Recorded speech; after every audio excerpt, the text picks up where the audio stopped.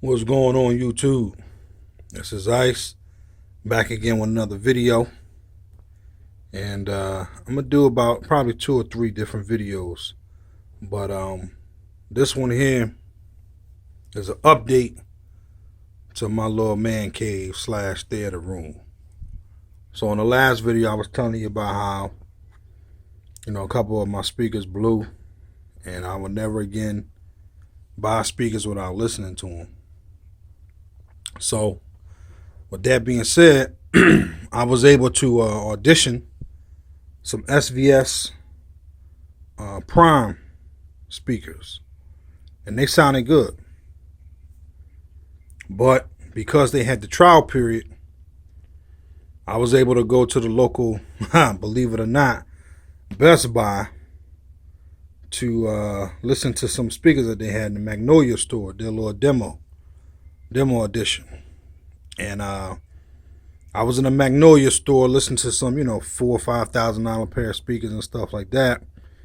Some Bowers and Wilkins, Martin Logan's, Electric Static. What else they had? They had a couple other ones. Sonus Faber, I think I was pronouncing them wrong, but anyway, you get the point. So anyway, I listened to them. Did some auditionings. Stuff sounded good. But for the money that they was requesting for, it was a little bit out of my range. So that brought me to SVS. The Magnolia store where I'm at in Atlanta, they had their subwoofers on display, but they didn't have no speakers.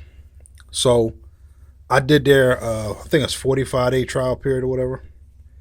And I actually bought me a pair of the Primus bookshelves along with their center and their surrounds. And I believe it came up to about $1,200, $1,300, give or take. And they sounded good. But I just felt for the money that they was asking for, I was expecting more. So I went, like I said, to Best Buy. And after I saw all their prices, all their high-end stuff, I said, well, let me go to the poor man's aisle. And let me listen to these. And this what brought me to these boys today. These are the Polk audio signature lines.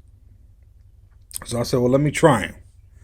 So I heard them, and it's kind of really hard to dissect speakers when you're at a store, because number one, the layout is different.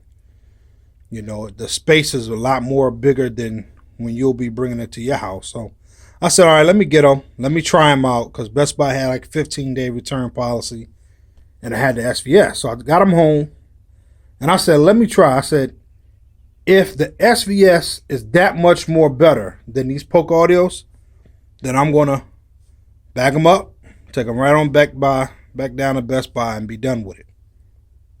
Got them home. Had the SVS first. Again, I love the way they sound. Nothing wrong with SVS. But for the money they was asking for, I felt I can get better.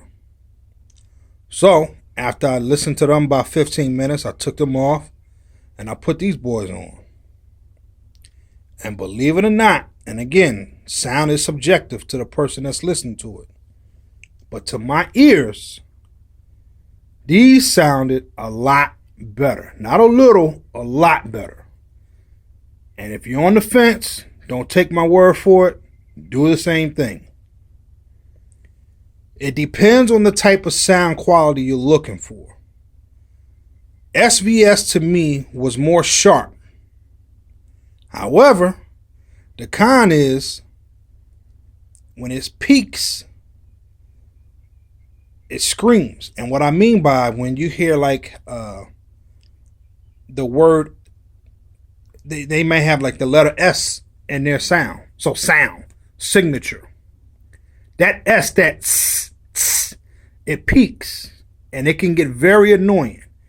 And I like to listen to when I'm watching movies at reference levels. So that S really starts to tweaks the ear. The Polk signature is more of a laid back sound. It's not up front. And believe it or not, with my amps, I actually had to push these extremely hard because they're that laid back. And I like that. I really like that. So, with that being said, I purchased the Polk S15 bookshelves, the S35 center, and I have the S15 for the rears, right and left.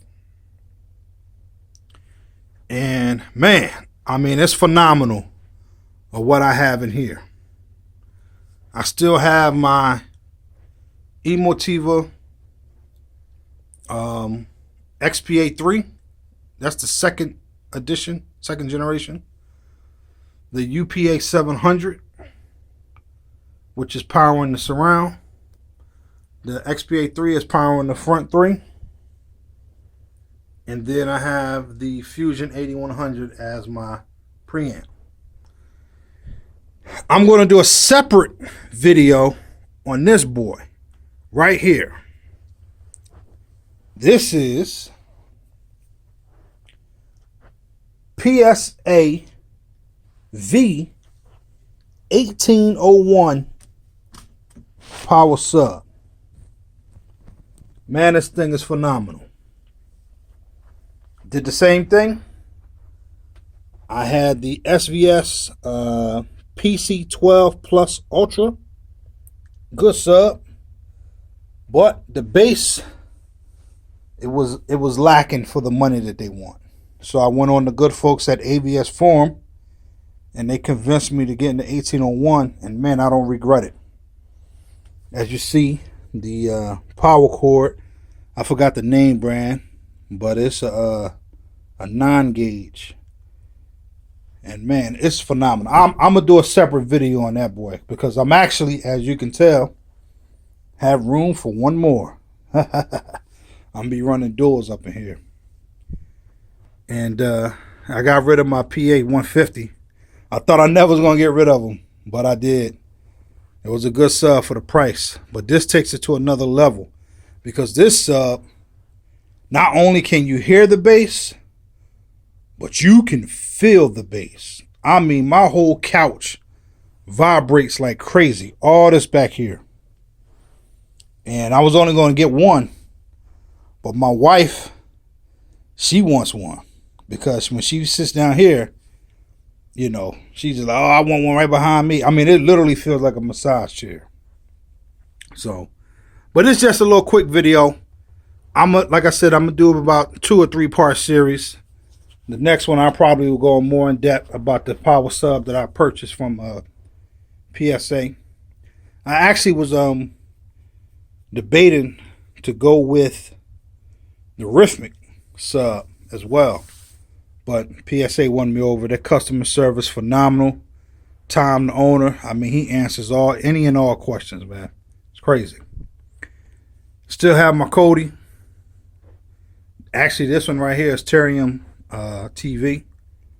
Got my NVIDIA Shield. So we working, man. We working down here. We pushing some things. Like I said, we're gonna still do some more videos. I still got a couple more upgrades I'm gonna do.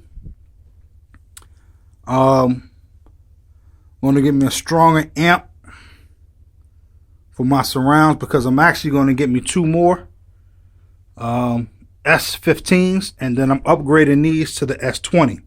So those are going to the back wall, and the S20 is going to be here. So, but anyway, all right, it's your boy Ice. I'll talk to you. Peace.